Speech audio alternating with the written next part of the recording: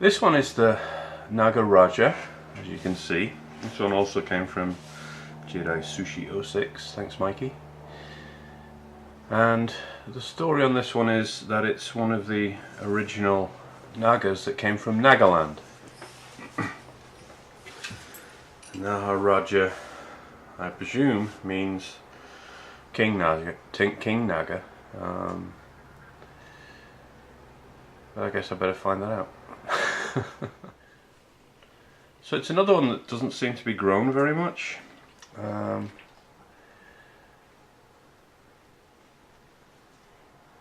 have a quick look and see what it tastes like in a minute.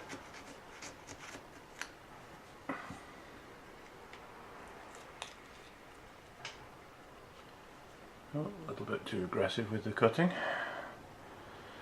There you go.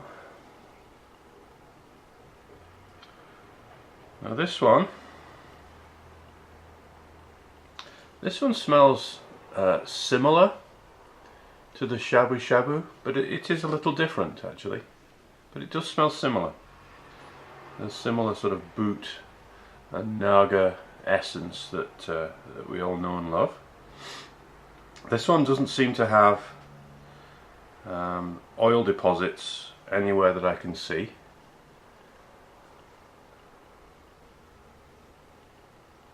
But the smell's really nice. It smells as you'd expect it to. It smells like a Naga. So let's reassemble it. Hello, Nigel Carter again. Here in the blue room. Some idiot forgot to turn off the tungsten setting in the camera. Can't imagine who that was, but he's been fired, just like the sound guy.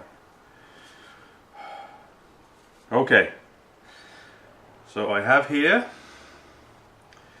the Naga Raja from Nagaland.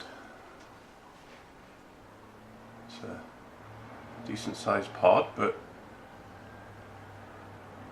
while it smells a little similar to the Shabu Shabu Jolokia I ate earlier, it does have a different smell. It's not as aromatic. It has a typical Naga smell with a little bit of fruitiness, but not really any apparent sweetness in the aroma anyway. So, I guess we better get on and eat it. Thanks very much, Mikey. This is the Naga Raja.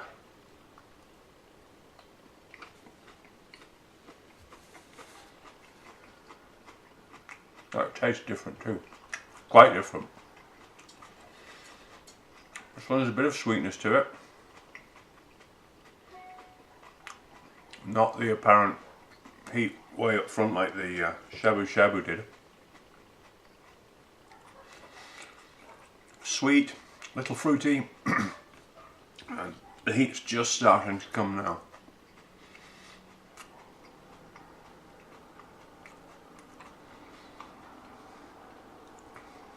Definitely a lot fruitier. A lot fruitier, but a lot less aromatic. I like the taste of the shabu shabu better.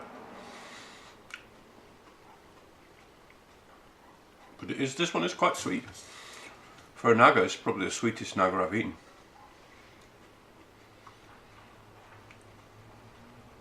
So in terms of heat, it's still not really doing very much. There's plenty of heat there, but it's not a big pow of heat like the shabu shabu was. Some seems like it's going to come up a bit slower.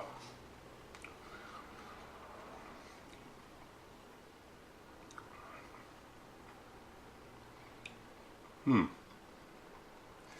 at the very end of the taste, there's a tiny undercurrent of soap. Not much, just a tiny bit. No bitterness. And the heat's very disappointing. Could be just that one pod. I think there's quite a range in range in a lot of peppers, but I think things like Nagas range between 500,000 and 900,000.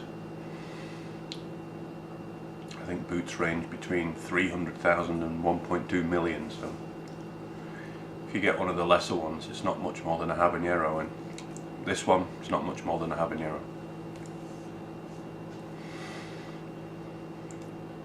Yeah, it's not. It's really not that hot at all. As I say, it's not really that much more than a habanero in terms of heat. Maybe I'll have to go and get another pod and see if it's just this pod. The heat that there is all going to the back of my throat. So there's no heat in my mouth, much, tiny bit, but most of the heat is concentrating at the back of my throat. It almost feels like it's going up into my sinuses, which is certainly not the case for the shabu shabu. That was mainly tongue burn that then drifted a little bit to the back until it was roughly equal. This is all in the back of the throat. But as I say, it's a very sweet pod. And I haven't lost the flavour of it at all. The flavour's still there. It's a little fruity in a sort of indiscriminate kind of way. It's not a specific fruit, it's just generally fruity, with that very tiny underlying soap flavour still there. It's not unpleasant at all, the soapy flavour. Yeah, it's already peaked and it's already started to go down.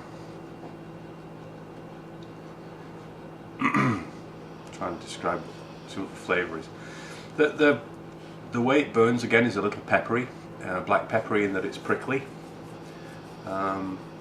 which isn't the same as an annuum burn, which is much spikier and I don't know, much spikier, stingy kind of burn. This doesn't sting, it prickles. As I say, it's like the burn you get from chewing black pepper. But there's no black pepper flavour to it.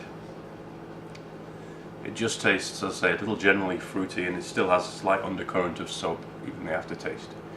But yeah, the heat wasn't much more than habanero heat, and it's going down about as quickly as a habanero does. So it's going up and then back down again. I'm a little disappointed with the heat, but the flavour's not bad. The flavour's not bad at all, and it's cool to try these different varieties that come from different parts of India and Bangladesh and Burma and China.